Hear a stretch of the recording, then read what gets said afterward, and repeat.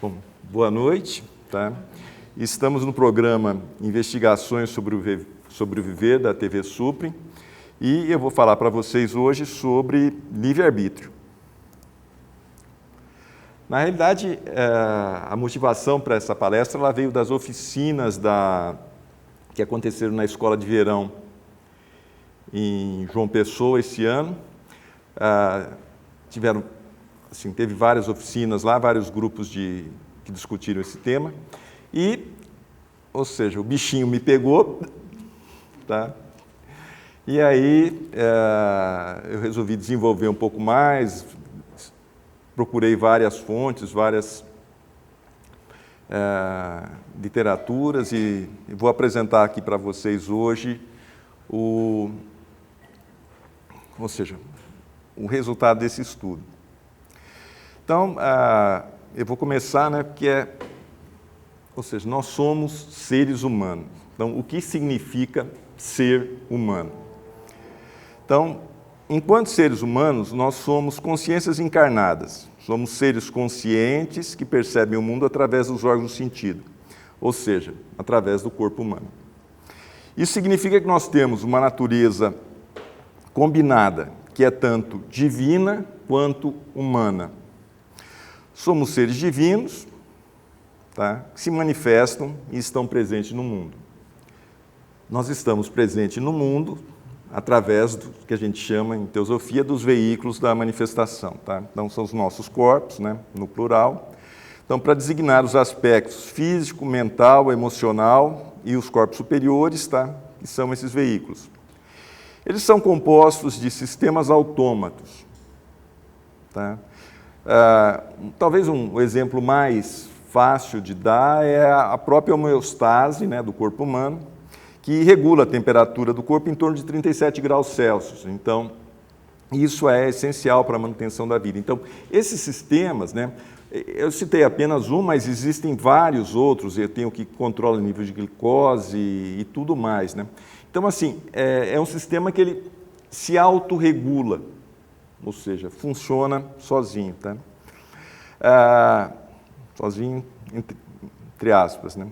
Então, nós temos um aparelho fantástico de gerar pensamentos e sentimentos que é composto pelo sistema nervoso e hormonal, que eles atuam de forma conjunta e combinada e que também coordena nossos movimentos, tá? Nossa postura, equilíbrio físico. Então, ou seja, é graças a esses dois sistemas, tá? Que nós pensamos, falamos, andamos, tá? E nos deslocamos no mundo, estamos aqui. Então, eu vou chamar esse sistema autônomo, que controla os movimentos, que gera pensamento e tudo mais, tá? De inteligência. Eu vou utilizar a palavra inteligência, tá? Porque assim, o cérebro reduziria simplesmente ao que é físico. Então, a minha ideia a inteligência ela vai além do físico, tá? E ela também abrange os veículos superiores. Eu escolhi também a palavra inteligência, porque essa é a palavra do momento. Podia ter usado alguma outra, tá? Por causa das inteligências artificiais. Então, hoje a gente tem aí o ChatGPT da OpenAI, a Gemini, que é da Google, a Meta AI, que é que está presente no WhatsApp, tem a DeepSeek aí, que é uma chinesa que andou dando umas balançadas no mercado, tá? Então, a gente vê carros que andam sozinhos, robôs que andam, tá? Esses tempos eu estava vendo um videozinho de um robô que arremessa uma bola num cesto, como um jogador de basquete. Tá? Eu achei aquilo assim, fantástico, Quer dizer, é um sistema autômato, tá? Fala para ele, joga a bola, dá a bola, ele joga a bola no cesto. Tá? E acerta, com uma precisão muito grande. Tá? Então, assim, ficou meio lugar comum as inteligências artificiais. Tá? E por que eu estou trazendo isso? Porque a inteligência artificial, para executar essas atividades, elas precisam ser treinadas. Ou seja, assim como os seres humanos, tá, elas precisam aprender a fazer o que elas fazem. Então, eu acho que esse é o grande ponto e eu vou explorar esse paralelo entre a inteligência artificial e a humana, tá? Porque tanto uma quanto a outra precisa de aprender. As formas de aprender são diferentes, mas tá? Todos nós temos que aprender, né? Então, eu coloquei esse slide meio que para provocar, né? Porque nós não temos consciência, tá? A ideia, tá, é justamente para provocar, porque a consciência não é um atributo que nós, seres humanos, temos, tá? Nós somos a consciência que está presente no mundo através desse corpo. Quer dizer, esse é o meu balizamento que eu vou usar nessa palestra. Eu não vou partir que eu sou um corpo, que eu sou qualquer coisa, tá? Que eu tenho consciência. Não, eu sou a consciência que está no mundo, que se expressa através desse corpo. Tá? Então, nós percebemos o mundo de uma forma individualizada. Tá? Nosso aparelho de percepção e interpretação do mundo, que é composto pelos órgãos do sentido e pela inteligência, tá? Ele é único. Então, essa introdução é necessária para apresentar a questão do livre-arbítrio, pois a questão não é se existe ou não livre-arbítrio, mas quem realiza as escolhas. Tá?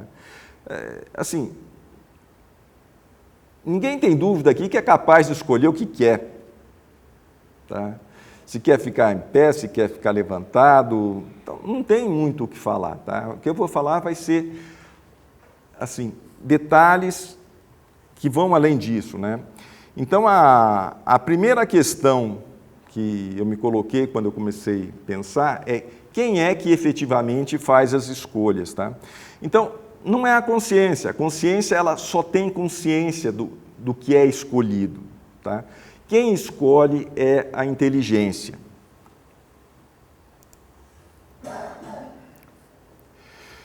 Então, uma segunda pergunta que eu me coloquei, tá?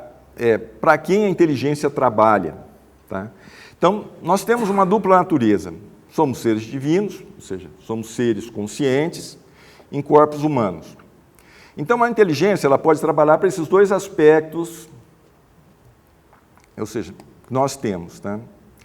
A maioria das pessoas utiliza a inteligência apenas para o aspecto humano, para a sobrevivência do indivíduo. Tá?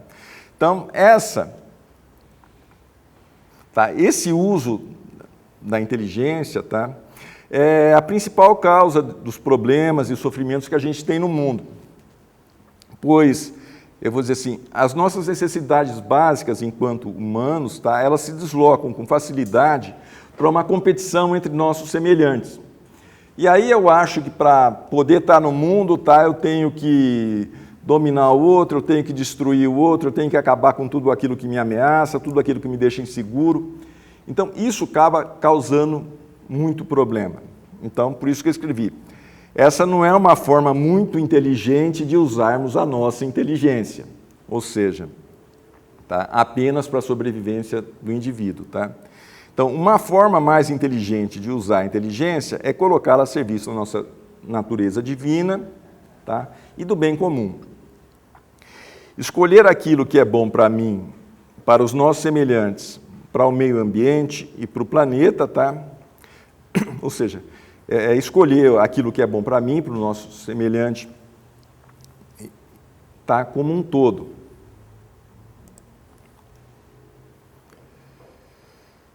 Então, como é que a inteligência gera as escolhas, Então, ou seja, é aqui que eu vou fazer o uso da comparação da inteligência humana com a artificial, e vou tirar algumas conclusões para entender como é que são realizadas as escolhas. Então, uma inteligência artificial do tipo LLM, que em português é grande modelo de linguagem, que é utilizada para entender e gerar a linguagem humana, Ou seja, que a inteligência artificial que se encontra em todas elas, né, no ChatGPT, no Gemini, que são inteligências com as quais você conversa. Você pode mandar, eu vou dizer assim, um questionamento em texto, como você pode simplesmente colocar em áudio. Ela entende e te responde como se fosse um humano. É muito marcante isso, né? Então, ela tem uma estrutura que é composta por fios digitais e cada nó nessa estrutura tem um coeficiente. Essa é a estrutura, não vou entrar porque isso daqui começa a entrar numa matemática meio indigesta. Então, esses coeficientes, eles são determinados por um processo de otimização a partir de um conjunto muito grande de informações. Então, quem acompanha na mídia vai ver que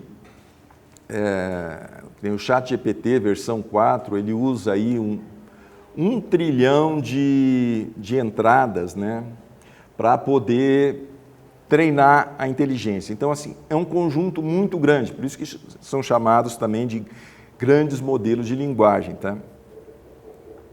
Então, esse treinamento, ele é muito custoso, requer muito tempo e esforço computacional. Eu vou dizer assim, essa é uma razão pelo qual, eu vou dizer assim, os países do Ocidente, né, eles dificultam o acesso às GPUs, né, que são, eu vou dizer assim, as unidades de processamento que fazem esse treinamento das inteligências artificial. Então, eles restringem vendas, não deixam aí os últimos modelos, ou seja, que é uma tentativa de segurar, de ter esse domínio, tá? Mas isso é para falar para vocês que dá uma trabalheira legal treinar uma inteligência artificial, tá?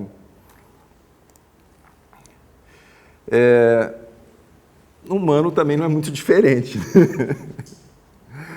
Então eu vou utilizar o aparelho fonador como para fazer uma comparação, né? Que ou seja, nosso aparelho que a gente usa para gerar som e voz, ou seja, eu estou fazendo uso dele aqui agora, tá? Então, o nosso aparelho fonador ele é composto por vários órgãos, tá? Incluindo as cordas vocais e as terminações nervosas, tá? Que acionam essas cordas vocais. Então, para falarmos uma língua que nem o português, por exemplo, tá? Nós precisamos aprender a usar esse aparelho fonador. Ou seja, a menos que o aparelho tenha algum defeito de formação, tá? E a pessoa seja muda, né? Nós aprendemos a falar ouvindo nossos familiares, depois aprimoramos esse treinamento nas escolas, tá? Onde aprendemos formalmente as regras gramaticais, expandimos o vocabulário e continuamos aí o resto da vida acrescentando vocabulário, acrescentando eventualmente mais idiomas, tá? Ou seja, aquilo que nós falamos, expressamos, tá? É resultado de um aprendizado. Então, assim, todos nós temos uma estrutura, tá? E quando ela não tem defeito, ela funciona. E eu preciso treinar essa estrutura. Tá? Eu vou dizer assim, algumas pessoas elas vão além, né, da maioria e treinam a voz de forma a alcançar um nível de perfeição, vou dizer, muito acima da maioria das médias, que são os cantores líricos, vou dizer, artistas, tá? E aí vai, né?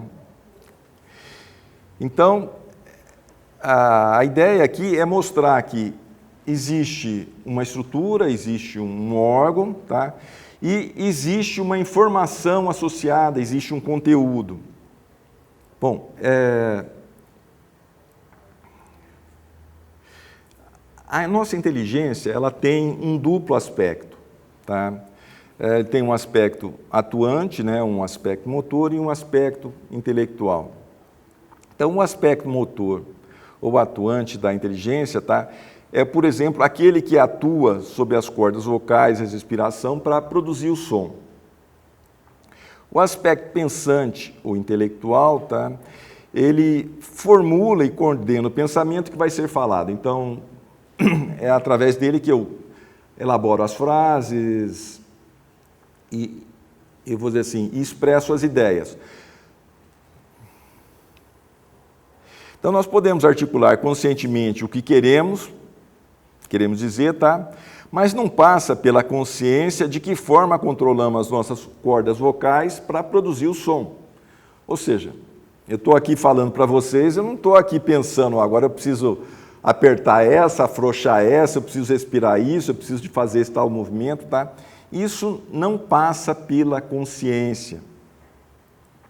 Então, via de regra, tá? A gente só toma consciência da parte atuante, né? Da parte motora do aparelho fonador, quando existe algum problema no corpo, uma inflamação na garganta. Ou seja, se dói, eu noto que ela está lá e que ela não está funcionando direito. Mas se não passa pela consciência, tá? Então, mas assim, se não tivesse a inteligência coordenando, eu vou dizer, as cordas vocais para produzir o som, para produzir a fala, tá? Não ia sair nada. Eu vou dizer assim, se a gente fizer uma analogia com máquina, né? Ou seja, para você fazer uma máquina falar, tá? Você precisa de todo, eu vou dizer assim, uma programação de base para acionar os elementos que produzem a voz. Ou seja, existe aí também, hoje tudo isso é feito com inteligência artificial, né? Você treina a máquina para ela produzir sons tal qual, eu vou dizer assim, as pessoas falam. Isso está dando muito problema porque elas imitam exatamente a determinada pessoa. Então, você tem golpes aí que são dados na praça e tudo mais, tá? Porque a inteligência fala como se fosse, por exemplo, eu. Tudo bem, ninguém botou lá até hoje lá, treina a inteligência para falar como eu falo, porque não tem interesse, mas já treinaram como o Trump, como o Lula, tá? E vários outros. Então, ou seja, basta treinar que a bichinha aprende. Tá? Eu coloquei essa imagem aí do iceberg, né, para mostrar que nem a parte intelectual, a parte pensante da inteligência, tá, é só aquela partezinha que fica para cima da água. Tá? A mente atuante, ou seja, a parte inconsciente, é todo o arcabouço que fica embaixo da água, aí, que é a grande parte. Tá? Então, eu vou dizer assim, essa mente atuante, né, ela tem algumas particularidades. Talvez a primeira delas, tá, é que ela não é um ser, ou seja, é um mecanismo. Tá? Embora, eu vou dizer assim, seja o principal mecanismo que a gente tem. Tá? Assim, é impensável pensar o ser humano sem a inteligência que ele possui. Só que, enquanto consciência, a inteligência é um recurso que tem, eu vou dizer assim, para manifestação no mundo. Então, o que quer dizer, tá, que, eu vou dizer assim, a inteligência não é um ser. Tá? Ou seja, em psicanálise a gente diz, né, que quem faz as escolhas, tá, é o sujeito do inconsciente ou simplesmente o inconsciente. Ou seja, quem gera os pensamentos, quem faz as escolhas, tá, é sempre uma instância inconsciente. Então, na psicanálise lacaniana, inconsciente é ético, não é ôntico. Tá? Então, o que isso quer dizer? Né? Então, quer dizer que não existe nenhum fazedor, ou seja, nenhum falador, tá? Nem uma entidade separada, tá, que pensa e que decide. Tá? Então, assim, também não sou eu, enquanto consciência, que decide, mas é a inteligência, eu vou dizer assim, que está embutida no corpo, que está embutida no cérebro. Tá? Então, o pensamento aparece para a consciência e a consciência em si, ela é vazia, ela não tem conteúdo, tá? Eu vou falar um pouco mais sobre isso, tá? Então, assim, só faz sentido falar que sou eu que penso, sou eu que faço, tá? Num sentido convencional, Então, você fala, olha, eu vou daqui para ali, tá? O que é? Eu estou deslocando, é o corpo que está se deslocando, tá?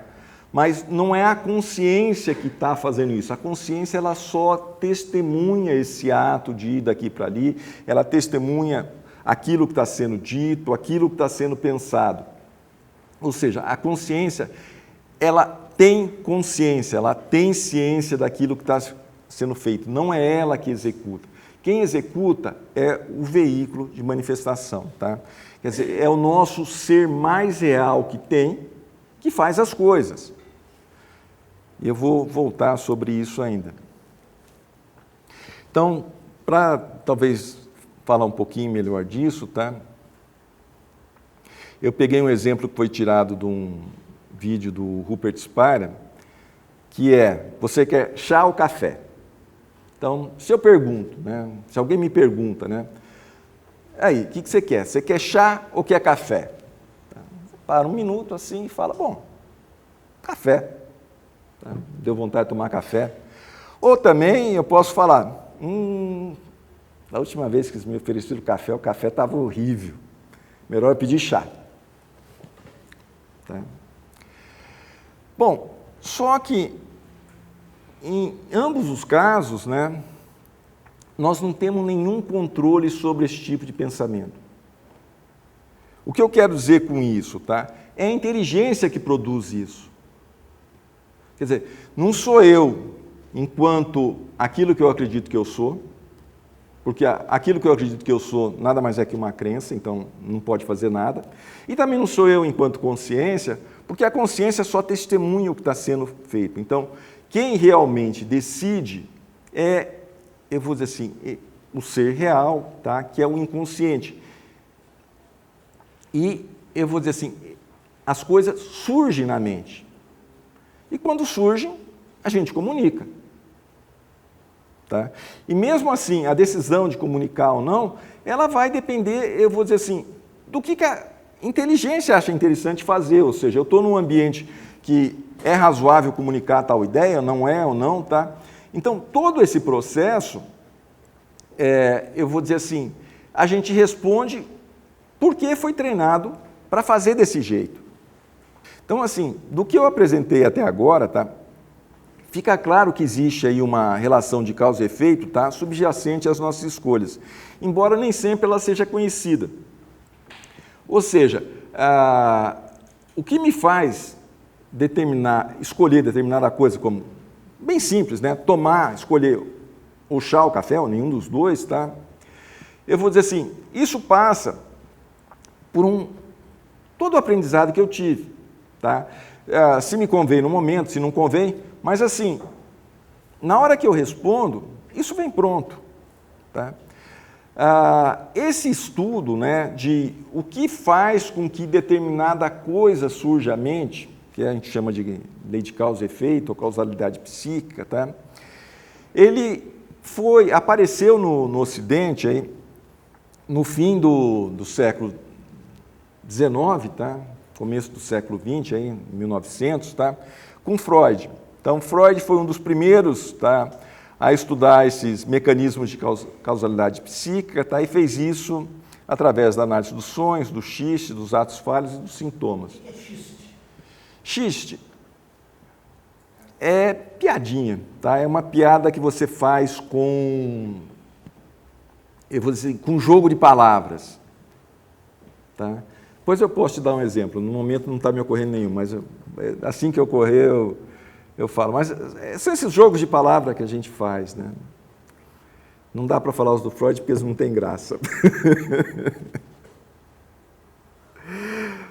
Só que, eu vou dizer assim, esse tipo de conhecimento, né, que eu vou dizer assim, tem um século e um quarto aqui no Ocidente, tá? Eles já existiam no Oriente há milênios, tá? E é conhecido pelo nome de lei do karma. Quando a gente fala lei do karma na sociedade teosófica, está todo mundo mais ou menos familiarizado com o tema, tá? Então, a palavra karma, em sânscrito, ela quer dizer ação. Então, a lei dos karma, tá? Ela governa as relações de causalidade entre ações e reações. Ou seja, o que eu estou querendo trazer aqui, tá? é que, eu vou dizer assim, o que a gente pensa, o que a gente escolhe, tá? E o que a gente decide, eu vou dizer assim, a gente só é capaz de fazer isso porque a gente aprendeu a fazer isso. Quer dizer, quando eu digo que a gente aprendeu, tá? Existe aí uma relação de causa e de efeito. Ou seja, eu aprendi a fazer isso, então eu sou capaz de fazer isso. Eu aprendi a falar, eu aprendi a expressar, eu aprendi sobre esse tema que eu estou apresentando aqui hoje, então eu sou capaz de expressar isso para vocês. A expressão mais radical da lei do karma, né, que vem do budismo, ela vem de Nagarjuna. Tá? Eu acho mais radical porque ela eu vou dizer assim, é básica, né? Ela fala, todos os fenômenos, tá? Eles são vazios de natureza intrínseca ou inerente. Então, tudo surge em dependência de causas e condições.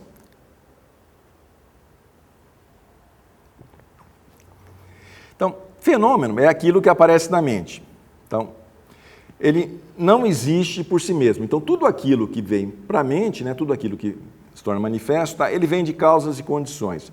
As causas são os eventos que deram origem ao que agora está se manifestando, e as condições é o que está realmente presente, né, no momento para fazer com que aquela causa venha a se manifestar, ela se torne presente. Tá?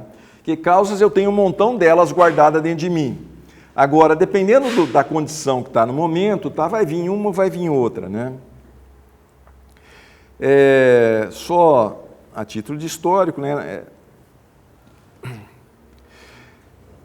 Nagarjuna foi um filósofo budista que viveu na Índia por volta do século II. Tá? Ele é conhecido pelas suas contribuições na escola Mahayana, tá? E é considerado um dos seus mais importantes pensadores. Tá? Então, os ensinamentos do Nagarjuna são baseados no conceito de sunyata, ou vazio, tá? Que é um conceito fundamental na filosofia budista. Então, assim, um exemplo de condição, tá, seria o nosso estado emocional atual. Tá? Então, de acordo com o que eu estou sentindo, eu vou modular os caminhos neuronais que a gente tem no cérebro. Então, assim, o tipo de decisão que eu tomo quando eu estou com medo não é o mesmo, tá, que quando eu estou seguro e confiante. Ou seja, a emoção, ela modula o caminho por onde passo o pensamento. Então, isso é um bom exemplo de, ou seja, como é que a minha condição afeta aquilo que, eu vou dizer assim, eu estou pensando. Tá? Aquilo que, a forma como eu estou vendo o mundo naquele momento. Então, depende desses dois fatores.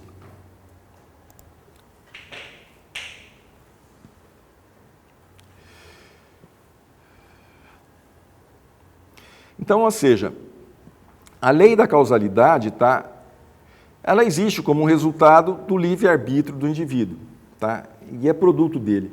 Ou seja, só faz sentido, né, você pensar numa lei de causa e efeito, tá, se eu posso escolher aquilo que eu faço. Quer dizer, se eu escolho, tá, essa minha escolha vai produzir resultados. Então, são coisas que estão... Causa e efeito, ela não existe como uma força externa, independente do indivíduo. Tá? Somos responsáveis por tudo que pensamos, sentimos e fazemos. Nossas escolhas não são dadas pelo acaso, mas existe uma relação de causa e efeito subjacente a elas, mesmo que nem sempre elas sejam conhecidas ou claramente compreendidas. Mas elas estão lá. Bom, como muitas das escolhas que a gente faz pode trazer sofrimento para nós e para os outros, tá? Então, eu vou explorar algumas causas básicas que nos causam sofrimento e aprender, né, como é possível fazer diferente, tá, para obter resultado diferente. Então, para falar, eu vou dizer, da causa raiz do sofrimento, eu vou pegar aí um ensinamento do Buda chamado Os 12 Elos da Origem Independente, tá? Que é Paticca Samuppada em Pali, né? Então, nele o Buda explicou que o sofrimento não é um evento aleatório, mas é resultado de causas e condições interconectadas. Ou seja, tudo vem sempre de causas e condições, tá? A causa raiz do sofrimento, que é o primeiro elo dessa cadeia, é a ignorância. Tá? O termo para ignorância em sânscrito é avidya, né? O pessoal aqui na Sociedade Teosófica está normalmente familiarizado com esse tipo de termo, por isso que eu coloquei aqui. Tá? Mas não é assim, a ignorância de uma maneira genérica, é a ignorância da nossa real natureza, ou seja, quem nós somos em essência.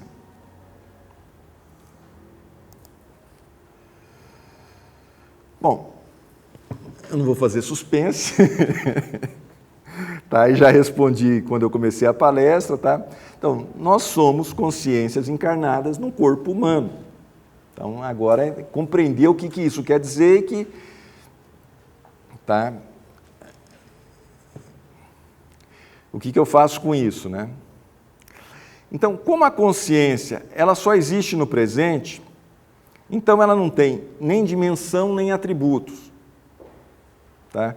Ou seja, nós não somos uma coisa, um objeto. Ou seja, a consciência, ela tem consciência. Quer dizer, como o presente, ele não tem dimensão, porque, eu vou dizer assim, o passado já passou, o futuro não chegou. Tá? O próximo instante ainda não veio. Então, o presente, eu vou dizer assim, é aquela fina fatia do tempo que não tem dimensão. Bom, se a consciência, ela, eu vou dizer assim, só existe no presente, ela também não tem dimensão, ela também não tem atributos. Então, assim, eu, enquanto consciência, tá, eu só percebo as coisas.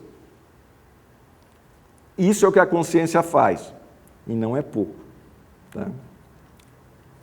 Então, os atributos, quer dizer, a única certeza que nós temos, né, isso eu peguei do Santo Agostinho, tá? Para quem gosta e tiver, isso está lá em Confissões, né? É que eu sou ou eu existo.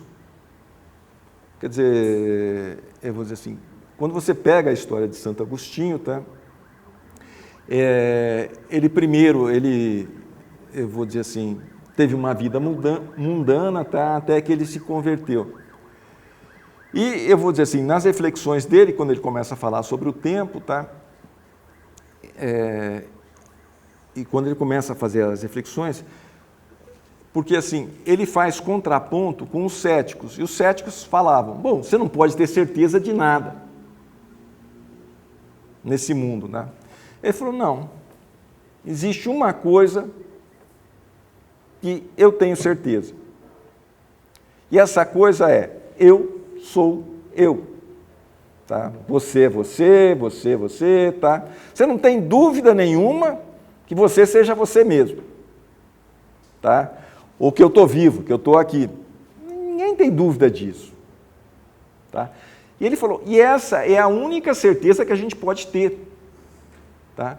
Porque essa certeza ela só existe, eu vou dizer, no presente. É a única coisa que eu posso saber a respeito da minha natureza. É que eu sou eu que percebo. Tá? Então, enquanto esse ser que percebe, eu não tenho atributos. Agora você fala, bom, os atributos que nós consideramos como sendo nossos, né, são os atributos do corpo e da consciência. Então, eu sou homem, tá? O que isso quer dizer? Eu estou num corpo do sexo masculino, tá? Sou alto, sou branco, tá? Pode pegar aí qualquer coisa, tá? Sou engenheiro, sou teosofista, tá? Mas, enquanto consciência, nós não nos confundimos com esses veículos e com esses atributos. Tá? Nosso corpo e inteligência, ele vem de causas e condições. Então, o que isso quer dizer? Tá? Que eles surgiram com o tempo. Então, ou seja, esse corpo está aqui, ele nasceu, ele veio, vamos dizer, da barriga da minha mãe, tá? Veio, da união do espermatozoide com o óvulo, ou seja, espermatozoide do meu pai, o óvulo da minha mãe. Isso se formou, eu vou dizer, esse corpo nasceu, eu tomei posse dele como consciência e estou aqui falando para vocês agora. E, tá, ele vai morrer. É uma questão de tempo. Esperamos que não seja tão breve, tá? Mas, eu vou dizer assim, também não tem nenhum controle sobre isso. Tá? Mas o que acontece? Os veículos da manifestação estão no tempo e a consciência está fora do tempo. Tá? Ela vive no eterno presente.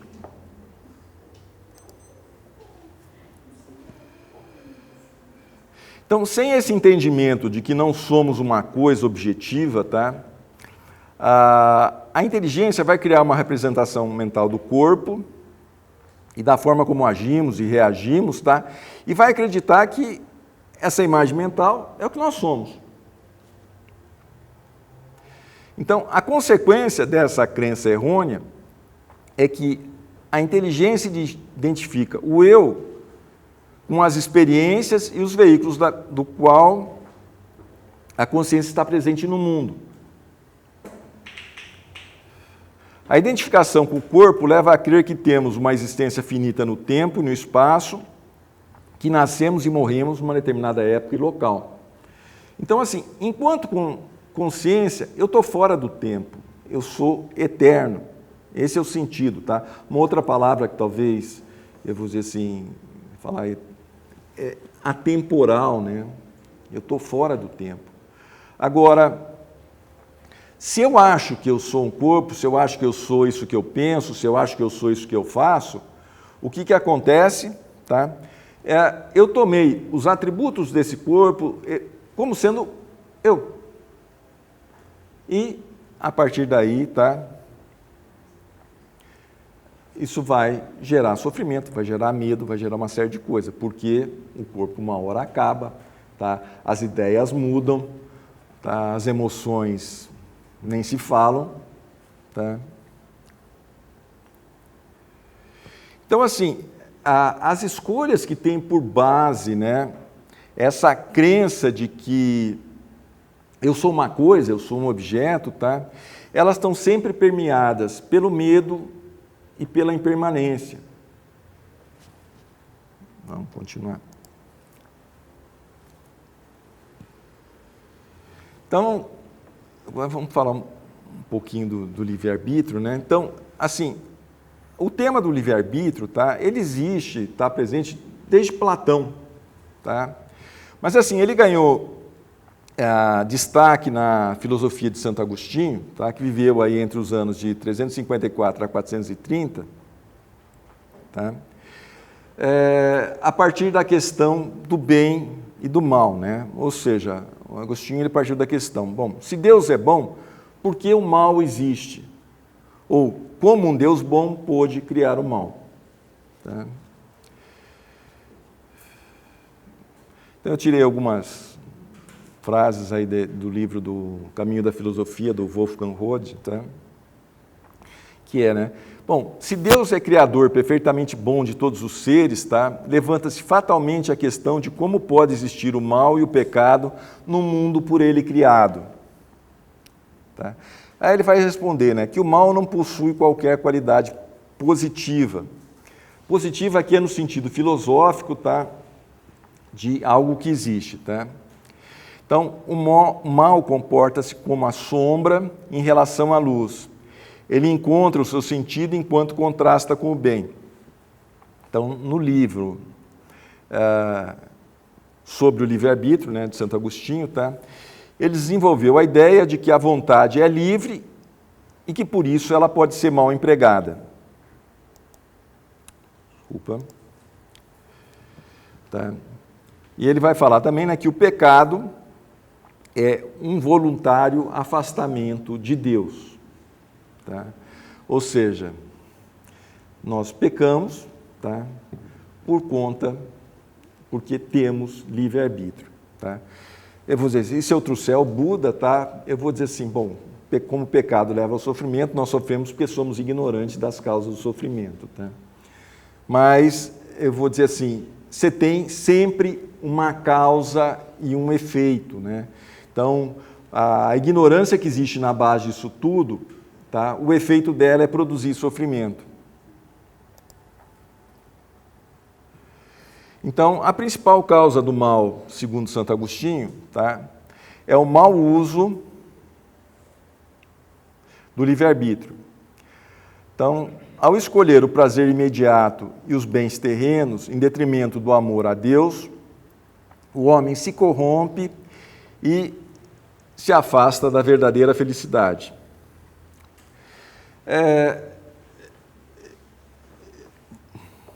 Eu vou dizer assim, uma das questões que me trouxe, que é dito, né? Bom, então você tem que seguir a vontade de Deus. Aí você fala, bom, e como é que eu faço para seguir a vontade de Deus? Ou seja, como é que eu descubro o que é isso, né? O que Deus quer, né? Eu vou dizer assim, a forma de abordar isso, né? Eu peguei aí a primeira epístola de João, tá? Capítulo 4, aí, versículo 16, onde uma parte dela está escrito, né? Deus é amor. E aquele que permanece no amor de Deus, aquele que permanece no amor, permanece em Deus e Deus nele. Então, assim, a forma da gente ter acesso a Deus, tá, é através do amor. Então, isso quer dizer que agir de acordo com a vontade de Deus é agir a partir do amor e com amor. Tá? Então, o Santo Agostinho ele considera que o bem, né, é a própria natureza de Deus, enquanto o mal é a privação do bem.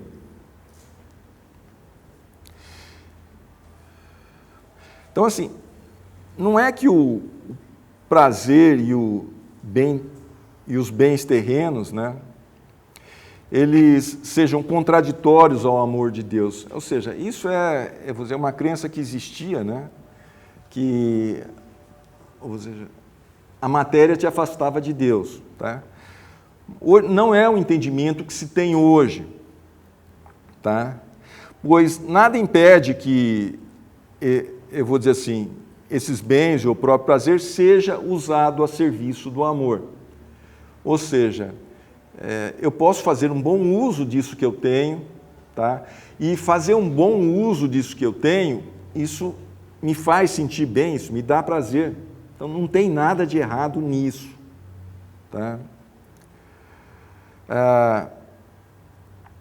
A questão, né, quer dizer, o tipo de uso que eu faço desses bens, ou seja, eles visam o bem individual em detrimento do bem comum ou eles estão a serviço do bem comum?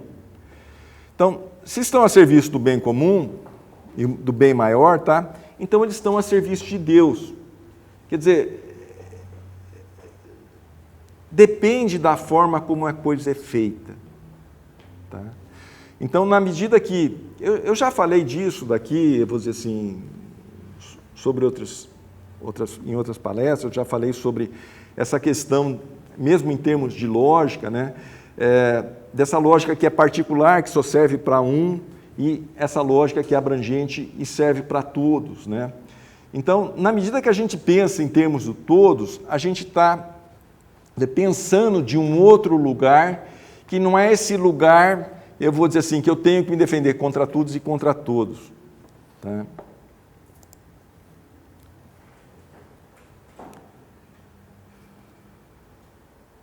Então, existe um alinhamento da vontade humana com a vontade de Deus quando nós agimos no sentido de exteriorizar a nossa natureza interior, que é de paz e de amor, e de felicidade também. Tá?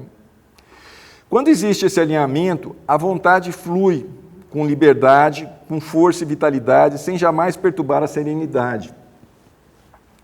Então, essa vontade, ela opera plena de consciência, ela deseja com força, mas com paciência, tá? Ela nos deixa livres e desapegados, jamais passivos e resignados. Eu tirei um trecho aqui que está no Ato de Fé da Igreja Católica Liberal, que a gente tem as missas aqui, né?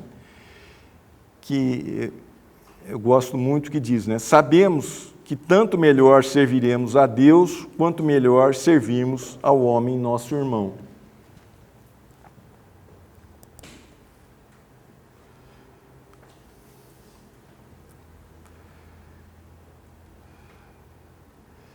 Bom, entregar-se à vontade de Deus, tá, não significa adotar uma postura passiva de resignação frente à vida. É o contrário disso. Tá? É a constatação de que a mente pensante, tá, o intelecto humano, ele não consegue prever todos os possíveis problemas e ter uma resposta antecipada para cada um deles. Sem se render a uma instância superior, sem se entregar à vontade de Deus, o pensamento roda em círculos, e não encontra um ponto de certeza onde ele possa repousar. Se intuitivamente não confiássemos numa ordem divina, ficaríamos loucos. Tá? As pessoas não se dão conta, mas elas acreditam numa ordem divina, porque quem não acredita fica paranoico. Tudo bem, eu posso trocar o nome, tá, de ordem divina para uma ordem do mundo, para uma ordem das coisas, tá? Mas sem essa crença intuitiva que as coisas têm uma ordem, tá, o intelecto não dá conta. O problema que a gente tem, né, é que a gente confia na ordem divina para algumas coisas, tá, e não confia para outras, né?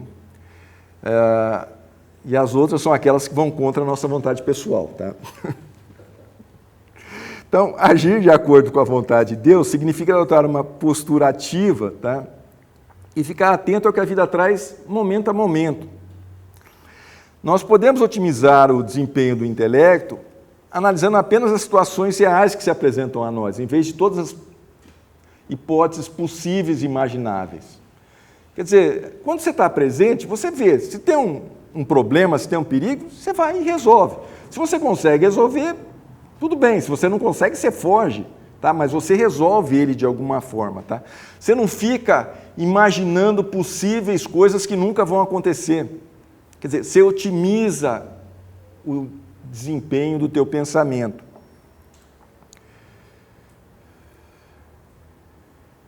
Tá?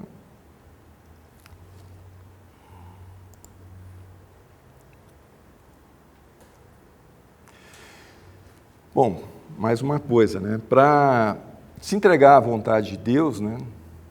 Quer dizer, se entregar a esse bem, a esse sentimento de bem, de felicidade, de paz que tem, tá? E que existe uma ordem no universo. Quer dizer, é isso que significa se entregar à vontade de Deus, né? Então, é preciso suportar um certo grau de indeterminação e não saber. Porque nem tudo acontece segundo os desígnios da vontade pessoal. Tá? Uma vez que os acontecimentos do mundo seguem uma ordem que nem sempre eu sei qual é. Tá? Reconhecer a impotência do intelecto para prever e encontrar uma solução antecipada sempre, né, não quer dizer que não se deve planejar nada. Mas que por melhor que seja o planejamento, ele nunca vai ser capaz de contemplar todas as possibilidades. Ou seja, não vira um show de improvisação. Eu vou continuar usando o intelecto, eu vou continuar planejando, tá? Mas eu sempre tenho que ter em mente que alguma coisa sempre vai dar errado. Tá? E eu vou ter que estar atento para ver o que eu faço com essa coisa que não saiu conforme planejado. Tá? Isso vale para situações pessoais, isso vale para a empresa, isso vale para o governo, isso vale para qualquer coisa. Tá? É preciso estar sempre desperto e atento. Tá? Eu já falei anteriormente, né, em outras palestras, da necessidade de uma lógica expandida, como o tetralema de Nagarjuna, ou lógica para a consciência anotada de dois valores, tá? Que elas formalizam a atuação a partir dessa questão da indeterminação e do não saber. Né? Aí tem dois vídeos aí que foram gravados aqui mesmo, né? Um é sobre lógica e espiritualidade, outra é sobre a intuição, a escuta do silêncio, que é como é que a gente lida, tá, com aquilo que não é sabido, aquilo que é indeterminado, ou seja, são possibilidades válidas, né? Como uma mente ocidental, a gente sempre pensa em termos daquilo que é e daquilo que não é. Tá certo ou tá errado, tá? Mas você fala, nem tudo se encaixa nisso, né? Eu vou dizer, existem também contradições, existem aquelas situações em que não é certo nem errado, eu não sei o que é, tá? Mas eu preciso estar atento para descobrir o que é e para ver o que eu faço com elas. Bom, aí eu trouxe uma outra questão, que é quando o eu superior escolhe. Normalmente a gente está acostumado com as escolhas, tá, que são feitas sempre, eu vou dizer assim, no nível pessoal, né? Mas quando a gente olha retrospectivamente para a nossa história de vida, tá, nós vemos que os nossos eventos principais, como a atividade que exercemos, a profissão que escolhemos, o lugar, eventualmente a pessoa com quem vivemos, tá, elas eram inimagináveis até algum tempo atrás. Parece até uma obra do acaso.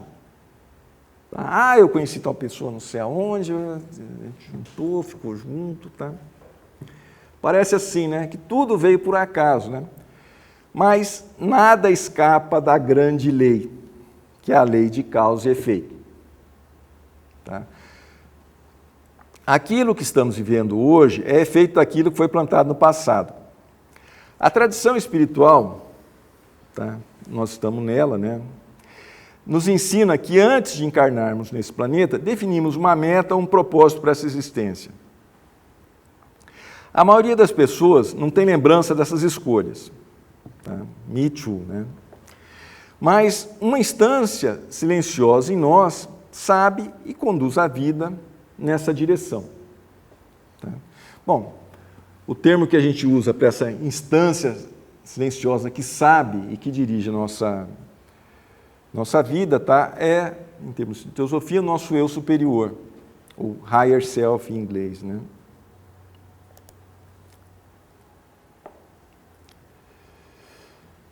Então, quando a vida parece perder o sentido, tá? É porque nós nos afastamos da nossa meta de vida, do nosso propósito de vida. Quando isso acontece, é porque estamos seguindo uma conveniência pessoal, em vez de enfrentarmos os desafios que aparecem. Eu trouxe aqui algumas referências de alguns vídeos do Eckhart Tolle, tá? Porque ele sempre bate nessa tecla, né? Ele fala, olha, sem desafio não há crescimento espiritual. Quer dizer, a gente tem que aproveitar essas oportunidades, tá? Porque é com elas que a gente amplia os nossos horizontes. Então, quanto mais estamos em contato com a nossa essência, tá?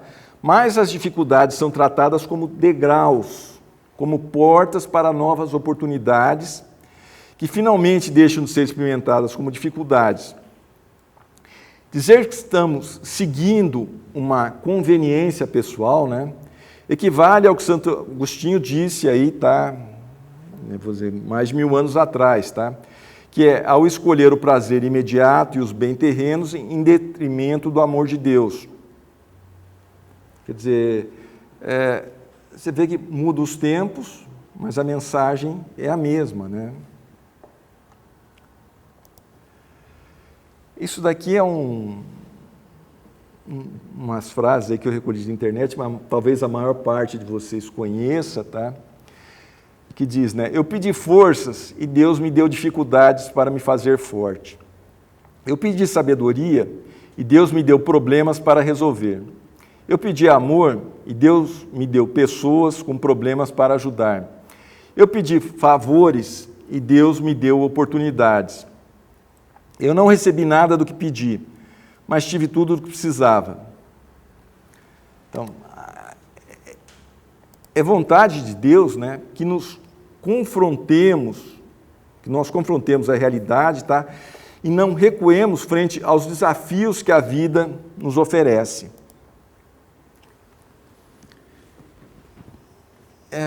essa citação aqui é de A.H. Almaz, né? Eu peguei ela num videozinho do Dr. Gabor Mate, que é Discover Your True Self.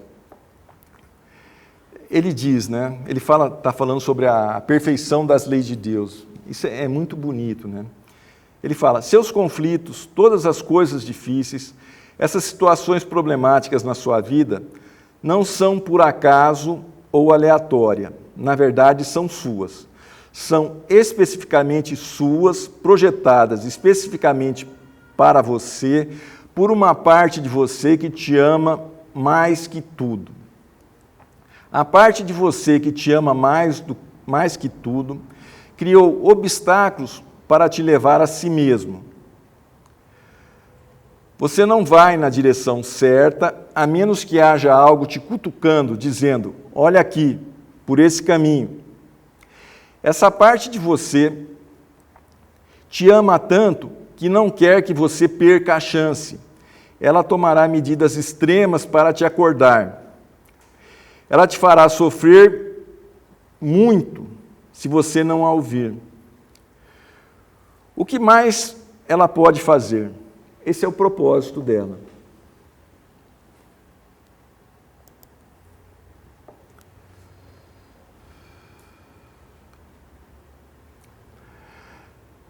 Bom, concluindo, né? A lei de causa e efeito, tá? Ela é inseparável do livre-arbítrio. Então, nós somos livres para escolher, porém, após fazermos algumas escolhas, ficamos limitados aos efeitos dessas escolhas. Tá? Então, um exemplo bem pé no chão, né? Quem escolheu comer chocolate só tem a liberdade de escolher o tipo e a marca do chocolate. Ele vai comer chocolate. Tá? Então, eu vou dizer assim, essa é a escolha que ele pode fazer a partir do que ele fez, da escolha que ele fez anteriormente. Ou seja, existe aí uma hierarquia nas escolhas. E uma vez que a gente fez algumas, a gente fica limitado a essas escolhas que foram feitas. Quem escolhe em nós é nosso ser real, é nossa inteligência. E como tal, as escolhas que ela realiza são limitadas pelos aprendizados e condicionamentos. Tá? Então, se a gente quer mudar, tá? Não basta querer ser diferente. Para sermos diferentes, nós precisamos aprender um novo método, um novo modo de pensar, agir e sentir. Ou seja, é isso que eu trouxe no início da palestra, quando eu comparei a inteligência artificial com a inteligência humana. Inteligência, ela aprende com a experiência, ela é treinada. Quer dizer, se eu quero fazer alguma coisa diferente, eu tenho que aprender a fazer e tenho que treinar. Porque é só a partir disso que eu vou tomar decisões diferentes. Então, não basta eu falar, não, a partir de agora eu baixei um decreto, tá? Não quero mais isso, não faço mais aquilo. Não precisa muito tempinho para você estar repetindo as mesmas coisas. Tá? A gente vive uma época agora, né, que eu considero ela auspiciosa, para usar um termo dos budistas, né, que é esse conhecimento acerca da nossa natureza real, da nossa natureza como consciência, tá? Ele está aberto e disponível a quem quer ter acesso. Ou seja, isso está disponível em vídeos de internet, em livros, em transmissões pessoais, tá? Você vai encontrar isso, eu vou dizer assim, numa quantidade de lugares, de opções que nunca existiu antes. Esse ensinamento, tá, da nossa real natureza era o core, o núcleo mais secreto de todas as tradições. Você pode pegar isso do budismo, do sufismo, do que for. Tá? Isso só era dado para quem estava no meio, para os iniciados. E eu vou dizer assim, hoje isso está aberto. Nunca existiu isso antes na história da humanidade. Essa é a grande oportunidade de nos conectarmos com o nosso ser real e trazer a inteligência a serviço desse ser real. Tá? Essa é a única escolha que pode nos trazer paz e felicidades duradouras. Eu termino aqui, eu agradeço pela atenção, pela paciência e espero que isso tenha sido útil.